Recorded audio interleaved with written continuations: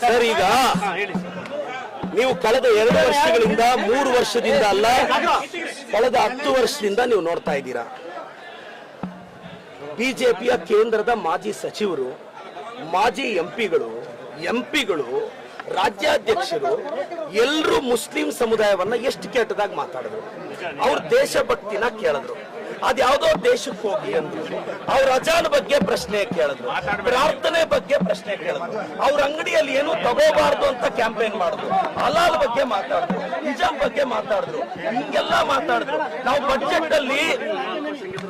Budget ಅಲ್ಲಿ ಮೈನಾರಿಟೀಸ್ಗೆ ಅವ್ರ ಮಕ್ಕಳಿಗೆ ಎಜುಕೇಶನ್ ಸಪೋರ್ಟ್ ಮಾಡಿದ್ರೆ ಇದೇ ಬಿಜೆಪಿ ಅವರು ರಾಜ್ಯಾಧ್ಯಕ್ಷರು ವಿರೋಧ ಪಕ್ಷ ನಾಯಕರು ಇದು ಮುಸ್ಲಿಂ ಬಜೆಟ್ ಅಂದ್ರು. ನಾವು ಗೌರವ ಕೊಟ್ಟು ಮೈನಾರಿಟೀಸ್ ನ ಎಂಪವರ್ ಮಾಡ್ತಿದ್ರೆ ಇವತ್ತು ನಾವು ಅವ್ರಿಗೆ ಗೌರವ ಕೊಡ್ತಿದೀವಿ. ಎಸ್, ಶಾಮನೂರ್ ಸಾಹೇಬ್ರ ಮನೆಯಲ್ಲಿ ಅವರು ತೀರ್ಕೊಂಡಿರೋದ್ರಿಂದ ಅದು ಸಂಪ್ರದಾಯ, ಸಮರ್ಥ ಕೊಟ್ಟಿದೀವಿ. ನಾನು ರಿಕ್ವೆಸ್ಟ್ ಮಾಡೋದಿಷ್ಟೇ, ಸಮರ್ಥ ಒಂದು ಹೊಸ ಜನರೇಷನ್ ಹುಡುಗ, ದಯವಿಟ್ಟು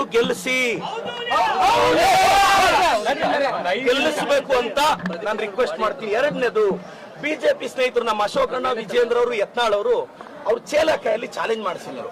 ನಾನು ಇಷ್ಟೇ ಹೇಳೋದು, ಅಣ್ಣ ಅಶೋಕಣ್ಣ, ಯತ್ನಾಳ್ ಕಾಂಗ್ರೆಸ್ ಅಲ್ಲಿ ಹೊಸ ಜನರೇಷನ್ ಬಂದಿದೆ. ತೊಡೆ ತಟ್ಟುವಾಗ ತೊಡೆ ಕೈ ಎರಡು ಕರೆಕ್ಟ್ ಆಗಿರುತ್ತಾ ಇಲ್ವ ಅಂತ ತೊಡೆ ತಟ್ಟಬೇಕು, ಇಲ್ಲ ಆಫೀಸ್ ಮುಂದೆ ಬಂದು ತೊಡೆ ತಟ್ತೀವಿ ನಾವು. ನಮ್ ಜನರೇಷನ್ ಜೊತೆ ಇಟ್ಕೊಳ್ಳುವಾಗ ಸ್ವಲ್ಪ ಯೋಚನೆ ಮಾಡಿ ಇಟ್ಕೋಬೇಕು. ದಾವಣಗೆರೆಗೆ ಬಾ ಅಂದ್ರು, ಪಾರ್ಟಿ ಆಫೀಸ್ ಹತ್ರ ಬಂದೆ.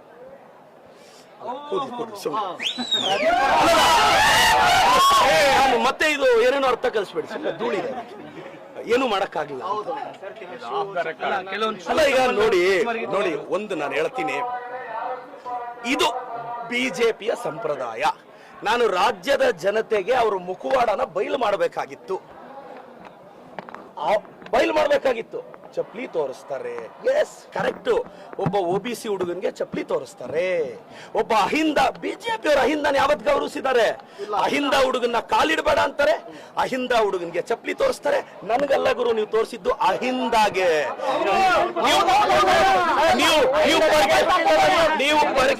ನೀವು ಪರ್ಕೆ ತೋರಿಸಿದ್ ನನ್ಗಲ್ಲ, ಅಹಿಂದ ದಾವಣಗೆರೆ ದಕ್ಷಿಣದಲ್ಲಿ ಅಲ್ಪಸಂಖ್ಯಾತರು, ಹಿಂದುಳಿದವರು, ದಲಿತರು, ನಮ್ ತಾಕತ್ತೇನು ಅಂತ ತೋರಿಸ್ತೀವಿ, ಸಮರ್ಥನ್ ಗೆಲ್ಲಿಸ್ತೀವಿ.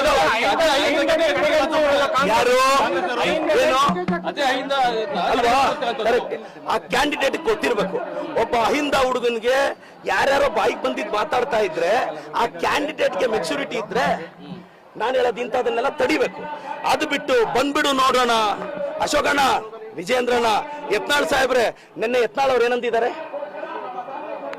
ಒಂದು ಸಮುದಾಯದ ಓಟೇ ಬೇಡ ಅಂದಿದ್ದಾರೆ. ಇದು ಮುಸ್ಲಿಂ ಬಾಂಧವರು ನೋಡ್ಬೇಕು ಸರ್. ನಮ್ಮ ಮೇಲೆ ಬೇಜಾರಿರ್ಬೋದು ನಿಮ್ಗೆ, ಆದ್ರೆ ಅವ್ರೇನ್ ಸರ್ ನಿಮ್ಮ ಮನೆ ಹೆಣ್ಮಕ್ಳ ಬಗ್ಗೆ ಅಂದಿದ್ದು? ನಿಮ್ಮ ಹೆಣ್ಣು ಮಕ್ಕಳ ಸಂತಾನದ ಬಗ್ಗೆ ಮಾತಾಡಿದ್ರು ಸರ್ ಅವರು, ನಿಮ್ಮ ಮಕ್ಕಳ ಬಗ್ಗೆ ಮಾತಾಡಿದ್ರು ಸರ್, ನಿಮ್ಮ ಮನೆಯ ವಯಸ್ಸಿಗೆ ಬಂದಿರೋ ಹುಡುಗಿರ ಬಗ್ಗೆ ಮಾತಾಡಿದ್ರು ಸರ್. ಅವನ್ ಯಾವನ ಬಿಜಾಪುರದ ಕೋತಿ ಇದನ್ನಲ್ಲ ಯತ್ನಾಳು, ಏನ್ ಅವ್ನು ಮಾತಾಡಿದ್ದು? ಒಂದು ಕೋತಿ ಇದೆಲ್ಲ ಮೈಸೂರ್ದು, ದೇಶದ್ರೋಹಿಗಳಿಗೆ ಪಾಸ್ ಕೊಟ್ಟ ಒಂದು ಕೋತಿ ಇದೆ, ಏನ್ ಮಾತಾಡಿದ್ದು? ಅವ್ರು ಸಿಂಗ್ಯುಲರ್ ಆಗಿ ಮಾತಾಡಿದ್ರೆ, ಮುಸ್ಲಿಂ ಹೆಣ್ಣು ಮಕ್ಕಳನ್ನ ಬಾಯಿಗೆ ಬಂದಂಗೆ ಮಾತಾಡಿದ್ರೆ ನಾವು ನೋಡ್ಕೊಂಡಿರ್ಬೇಕಾ? ಯತ್ನಾಳ್ ಅವ್ರೆ, ಅನಂತ್ ಕುಮಾರ್ ಹೆಗಡೆ ಅವ್ರೆ, ನಿಮ್ಮ ಅಪ್ಪನ ಜಾಗೀರಲ್ಲ ಇದು. ನಿಮ್ಮ ಅಪ್ಪನ ಜಾಗೀರಲ್ಲ ಇದು, ಬಾಯಿಗೆ ಬಂದಿಂಗ್ ಮಾತಾಡೋದಿಕ್ಕೆ. ಏನ್ ಸರ್, ಮುಸ್ಲಿಂ ಧರ್ಮದವ್ರನ್ನ ಯೂಟ್ಯೂಬ್ ಅಲ್ಲಿ ಹೋಗಿ ನೋಡಿ ಸರ್, ಅದಕ್ಕೆ ಯಾರು ಕ್ಷಮೆ ಕೇಳಲ್ವಾ?